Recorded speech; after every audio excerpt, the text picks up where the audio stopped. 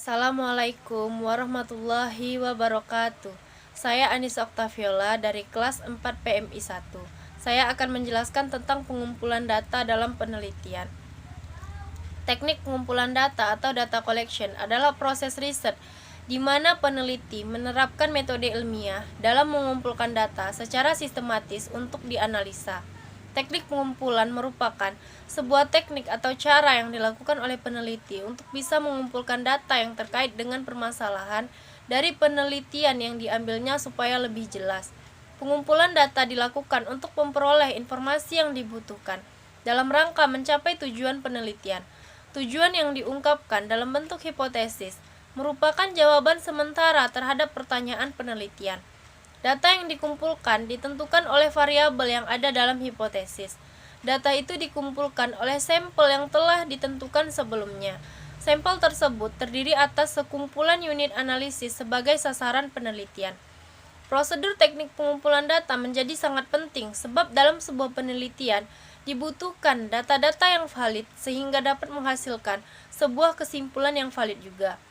Prinsip pengumpulan data: mengumpulkan data selengkap-lengkapnya, bukan sebanyak-banyaknya. Mempertimbangkan ketepatan data yang meliputi jenis data, kegunaan data, waktu pengumpulan data, serta relevansi data. Memperhatikan kebenaran data baik dari sumber maupun data itu sendiri. Proses pengumpulan data. Prosedur teknik pengumpulan data menjadi sangat penting sebab dalam sebuah penelitian dibutuhkan data-data yang valid sehingga dapat menghasilkan sebuah kesimpulan yang valid pula. Sebelum mengumpulkan data, biasanya peneliti memiliki sebuah hipotesis. Hipotesis itu adalah sebuah dugaan kesimpulan sementara tentang suatu hal yang akan diteliti. Hipotesis inilah yang akan dibuktikan oleh si peneliti sendiri secara empiris dalam penelitian yang dilakukannya, agar bisa membuktikan benar atau tidaknya hipotesis dari peneliti tersebut. Maka saat pengumpulan data dengan menggunakan cara yang tepat dan benar. Salah satu proses pengumpulan data yang umum dilakukan menurut Nanlin ada 8 tahap yang perlu dilalui. Di antaranya 1. Tinjau literatur dan konsultasi dengan ahli. Pengumpulan data biasanya diawali dengan mengumpulkan informasi yang berhubungan dengan masalah penelitian. Informasi tersebut dapat diperoleh melalui peninjau literatur yang relevan dan konsultasi dengan para ahli. Melalui usaha ini, peneliti berusaha memahami benar-benar isu penelitian, konsep dan variabel yang dipergunakan oleh peneliti lain dalam mempelajari hal yang serupa di masa lalu dan hipotesis yang pernah diteliti pada waktu lalu. Perlu juga dipahami ciri-ciri orang yang menjadi responden kita dalam penelitian. 2. Mempelajari dan melakukan pendekatan terhadap kelompok masyarakat di mana data akan dikumpulkan. Maksudnya di sini, peneliti yang bersangkutan dapat diterima di dalam kelompok masyarakat itu dan memahami berbagai kebiasaan yang berlaku di dalamnya. Untuk itu, perlu dikaitkan terhadap tokoh yang bersangkutan. 3. Membina dan memanfaatkan hubungan yang baik dengan responden dan lingkungannya. Maksud di sini adalah peneliti perlu mempelajari kebiasaan respondennya, termasuk bagaimana cara mereka berpikir, cara mereka melakukan sesuatu, bahasa yang biasa digunakan, waktu luang mereka, dan sebagainya. Uji coba atau pilot study. Proses pengumpulan data dapat didahului dengan uji coba instrumen penelitian pada kelompok masyarakat yang merupakan bagian dari populasi yang bukan sampel. Maksud dari uji coba ini untuk mengetahui apakah instrumen tersebut cukup handal atau tidak, komunikatif, dapat dipahami, dan sebagainya. 5. Merumuskan dan menyusun pertanyaan. Setelah hasil uji coba itu dipelajari, disusunlah instrumen penelitian dalam bentuknya yang terakhir berupa pertanyaan yang relevan dengan tujuan penelitian. Pertanyaan itu harus dirumuskan sedemikian rupa sehingga ia mengandung makna yang signifikan dan substantif. 6. Mencatat dan memberi kode, recording and coding, melalui instrumen penelitian yang telah dipersiapkan. Dilakukan pencatatan terhadap data yang dibutuhkan dari setiap responden. Informasi-informasi yang diperoleh dari pencatatan ini diberi kode guna memudahkan proses analisis. 7. Cross-checking, validitas, dan reliabilitas. Pada proses pengumpulan data tahap ini, terdiri atas cross-checking terhadap data yang masih diragukan kebenarannya, serta memeriksa validitas dan reliabilitasnya. 8. Pengorganisasian dan kode ulang data yang telah terkumpul supaya dapat dianalisis. Setelah data terkumpul, saatnya mengkoordinasikan data-data yang telah terkumpul. Jika sudah, maka kamu dapat mulai menganalisis data tersebut. Pastikan tidak ada data yang kurang valid. Teknik pengumpulan data. Menurut Sugiono, tahun 2017, setelah memahami pengertian dan proses pengumpulan data, selanjutnya akan dijelaskan mengenai berbagai teknik pengumpulan data. 1. Observasi atau pengamatan. Observasi diartikan pengamatan dan pencatatan secara sistematik terhadap gejala yang tampak pada objek penelitian. Observasi merupakan metode yang cukup mudah dilakukan untuk pengumpulan data. Observasi ini lebih banyak digunakan pada statistika survei, misalnya akan meneliti kelakuan orang-orang suku tertentu. Observasi ke lokasi yang bersangkutan akan dapat diputuskan alat ukur mana yang tepat untuk digunakan. 2. Kuesioner atau angket. Kuesioner adalah teknik pengumpulan data yang dilakukan dengan cara memberikan seperangkat pertanyaan atau pernyataan kepada orang lain yang dijadikan responden untuk dijawabnya. Meskipun terlihat mudah, teknik pengumpulan data melalui angket cukup sulit dilakukan jika respondennya cukup besar dan tersebar di berbagai wilayah. Beberapa hal yang perlu diperhatikan dalam penyusunan yaitu prinsip penulisan angket, prinsip pengukuran dan penampilan fisik. Prinsip penulisan angket menyangkut beberapa faktor antara lain isi dan tujuan pertanyaan. Artinya, jika isi pertanyaan ditujukan untuk mengukur, maka harus ada skala yang jelas dalam pilihan jawaban. Bahasa yang digunakan harus disesuaikan dengan kemampuan responden. Tidak mungkin menggunakan bahasa yang penuh istilah bahasa Inggris pada responden yang tidak mengerti bahasa Inggris dan sebagainya. Tipe dan bentuk pertanyaan, apakah terbuka atau tertutup? Jika terbuka, artinya jawaban yang diberikan adalah bebas. Sedangkan jika pernyataan tertutup, maka responden hanya diminta untuk memilih jawaban yang disediakan. 3. Interview atau wawancara.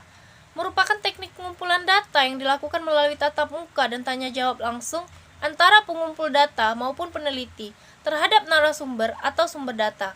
Wawancara pada penelitian sampel besar biasanya hanya dilakukan sebagai studi pendahuluan karena tidak mungkin menggunakan wawancara pada 1.000 responden.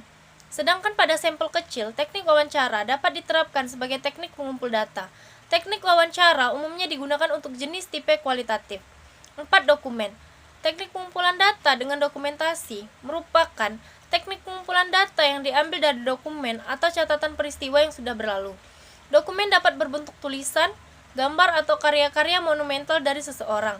Dokumen yang berbentuk tulisan, misalnya catatan harian, sejarah kehidupan, cerita, biografi, peraturan, dan kebijakan. Sementara dokumen berbentuk gambar dapat berupa foto, gambar hidup, sketsa, dan lain-lain. Teknik pengumpulan data observasi atau wawancara nantinya akan lebih kredibel apabila disertai dengan dokumentasi. Jenis-jenis data. A. Berdasarkan tipe penelitian. 1. Data kualitatif. Merupakan data naratif atau deskriptif yang bertujuan untuk menjelaskan kualitas suatu fenomena. Kualitas suatu fenomena biasanya tidak mudah atau tidak dapat diukur secara numerik. Contoh data kualitatif. Deskripsi suatu daerah yang diteliti. Biografi narasumber yang dijadikan referensi penelitian. Sejarah berdirinya suatu perusahaan yang diteliti. 2. Data kuantitatif.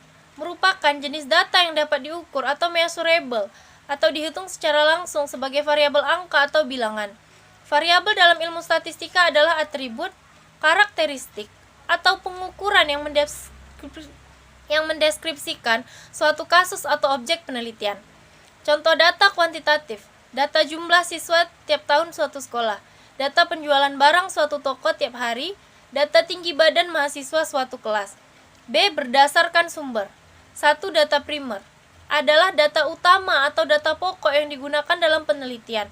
Data pokok dapat dideskripsikan sebagai jenis data yang diperoleh langsung dari tangan pertama subjek penelitian atau responden atau informan, perkecualian pada riset kuantitatif. Contoh data primer adalah sensus nasional yang dikumpulkan oleh pemerintah, biasanya melalui BPS, di mana pemerintah setelah berhasil melakukan sensus nasional senantiasa membagikan hasilnya di koran, majalah online, siaran pers, dan lain-lain. 2. Data sekunder adalah data pelengkap yang diperoleh tidak melalui tangan pertama, melainkan melalui tangan kedua, ketiga, atau seterusnya. Perkecualian jika pada riset kuantitatif. Beberapa peneliti selalu mencontohkan dokumen seperti literatur atau naskah akademik, koran, majalah, pamflet, dan lain sebagainya sebagai data sekunder. Contoh data sekunder di antaranya catatan atau dokumentasi perusahaan berupa absensi, gaji, laporan keuangan publikasi perusahaan, laporan pemerintah, data yang diperoleh dari majalah, dan lain sebagainya. C. Berdasarkan cara memperoleh. 1. Observasi adalah teknik pengumpulan data yang dilakukan lewat pengamatan langsung. Peneliti melakukan pengamatan di tempat terhadap objek penelitian untuk diamati menggunakan panca indera. Peneliti diposisikan sebagai pengamat atau orang luar. Dalam mengumpulkan data menggunakan observasi, peneliti dapat menggunakan catatan maupun rekaman. Observasi dapat bersifat partisipatoris, yaitu ketika peneliti turut bergabung dan melakukan aktivitas bersama objek pengamatannya. Cara pengambilan data dengan metode observasi bisa dengan dua cara, yaitu yang pertama, observasi partisipasi merupakan pengamatan yang dilakukan di mana peneliti ikut berpartisipasi dalam kegiatan yang dilakukan kelompok yang diteliti. Peneliti ikut melakukan aktivitas atau kegiatan yang sedang dilakukan kelompok yang diteliti. Jadi meski sedang mengamati, peneliti tidak hanya menonton tapi juga ikut membaur. Metode ini cocok untuk mengamati hal-hal yang berkaitan dengan aspek psikis seperti kesan, pemaknaan, apa yang dirasakan. Namun, metode ini juga dinilai kurang objektif. Pasalnya, ketika peneliti melakukan observasi partisipasi, orang yang diteliti atau partisipan umumnya mengetahui bahwa mereka sedang diteliti. Contoh observasi partisipasi, ketika meneliti adat atau tradisi pada kelompok masyarakat tertentu. Dalam hal ini, peneliti tidak hanya menonton, tapi juga menjadi bagian dari kelompok tersebut. Observasi non-partisipan merupakan peneliti atau observer tidak ikut berpartisipasi pada aktivitas yang dikerjakan kelompok yang diteliti. Dengan kata lain, peneliti hanya menempatkan dirinya sebagai penonton. Berbeda dengan metode partisipasi. Pada metode ini, pengamatan dilakukan secara diam-diam agar partisipan tidak menyadari bahwa mereka sedang diamati, sehingga akurasi data bisa terjamin. Namun, perlu pengetahuan yang lebih dalam melakukan metode ini karena lebih sulit mendapatkan data apabila hanya mengandalkan pengamatan. Contoh penelitian non-partisipan adalah penelitian tentang perilaku membuang sampah sembarangan siswa di sekolah tertentu. 2. Wawancara. Metode penelitian menggunakan teknik wawancara dilakukan dengan cara tanya jawab dengan responden atau informan untuk memperoleh informasi yang dibutuhkan untuk penelitian. Wawancara digunakan untuk menggali informasi atau persepsi subjektif dari informan terkait topik yang ingin diteliti. Peneliti sebelumnya harus menyiapkan pertanyaan-pertanyaan wawancara terlebih dahulu. Serupa dengan kuesioner, pertanyaan wawancara perlu diujikan kemampuannya supaya peneliti dapat memperoleh data yang dibutuhkan. 3. Eksperimental. Mempunyai pengertian sebagai suatu penelitian yang dengan sengaja peneliti melakukan manipulasi terhadap satu atau lebih variabel dengan suatu cara tertentu sehingga berpengaruh pada satu atau lebih variabel lain yang diukur. Lebih lanjut dijelaskan, variabel yang dimanipulasi disebut variabel bebas dan variabel yang akan dilihat pengaruhnya disebut variabel terikat.